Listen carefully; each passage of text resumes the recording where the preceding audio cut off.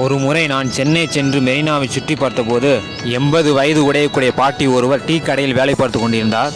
இவ்வளவு வயது ஆகியும் வேலை பார்த்து கொண்டிருக்கிறீர்களே, உங்களுக்கென்று யாரும் இல்லையா என்று நான் கேட்டபோது அப்போது என்னிடத்தில் பாட்டி கூறியது, எனக்கு 2 மகன்கள் இருக்கின்றன. நானும் எனது கணவனும் 2 மகன்களையும் நன்றாக படிக்க வைத்து அவர்களுக்கு திருமணமும் செய்து வைத்தோம். பிறகு அவர்களுக்கு சொத்துக்களையும் பிரித்து கொடுத்து 2 வருடத்தில் என்னையும் என் கணவரையும் வீட்டை விட்டு வெளியே அனுப்பிவிட்டார்கள். இப்போது நானும் என் கணவரும் தான் இந்த டீ கடையை நடத்தி வருகிறோம் என்று குறிப்பிட்ட பாட்டி, அப்படி கூறும் பாட்டியின் மனநிலைமை எப்படி இருக்கும் என்று சற்று சிந்தித்து பாருங்கள். தனக்கு வேண்டியதை வெறுத்து உனக்கு வேண்டியதை ஒன்று 10 மாதம் கருவிலை சுமந்து பெற்று எடுப்பவள் தான் தாய். தன் பார்க்காத அந்த உலகத்தை தன் மகன் பார்க்க வேண்டும் என்று தோளிலே ஏற்றிக்கொண்டு உலகத்தை சுற்றி காட்டுபவர் தான் தந்தை. தாயின் பாசம் வெளிப்படையானது, தந்தையின் பாசம் வெளியே தெரியாதது. நீ இந்த உலகில் பிறப்பதற்கு முன்னாலே நீ நன்றாக பிறந்திட வேண்டும் என்று கடவுளிடத்தில் வேண்டுகின்ற ஒரே ஜீவன் என்று சொன்னால் அது தாய் மட்டும்தான். தாயின் பாசத்திலே வளர்கிறோம், தந்தையின் வியர்விலே உயர்கிறோம். ஒவ்வொரு வீட்டிலும் தெய்வம் இருக்க முடியாது என்ற ஒற்றை காரணத்திற்காக கடவுள் தாயை படைத்திருக்கிறார் என்பதை மறந்துவிடக்கூடாது.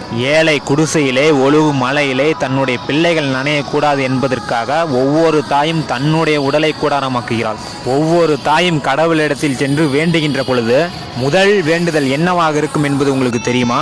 தனக்கென்று எதுவும் கேட்காமல் எந்த கஷ்டம் வந்தாலும் எனக்கே வர வேண்டும், என்னுடைய பிள்ளைகள் நன்றாக இருக்க வேண்டும் என்று இந்த உலகில் வேண்டுகின்ற முதல் தெய்வம் என்று சொன்னால் தாய் மட்டும்தான்.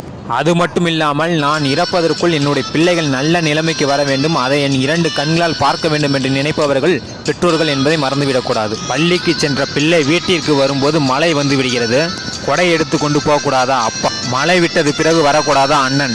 ஆனால் தாய் மட்டும்தான் மழையிலே நனைந்த தன்னுடைய பிள்ளையின் தலையிலே கையை வைத்து முந்தானியால் தலையில் துவட்டிவிட்டு தன்னுடைய பிள்ளை பள்ளிக்கு செல்லும் போதா இந்த பாலா போன மழை வர வேண்டும் என்று மழையே திட்டுவாள் தாய்.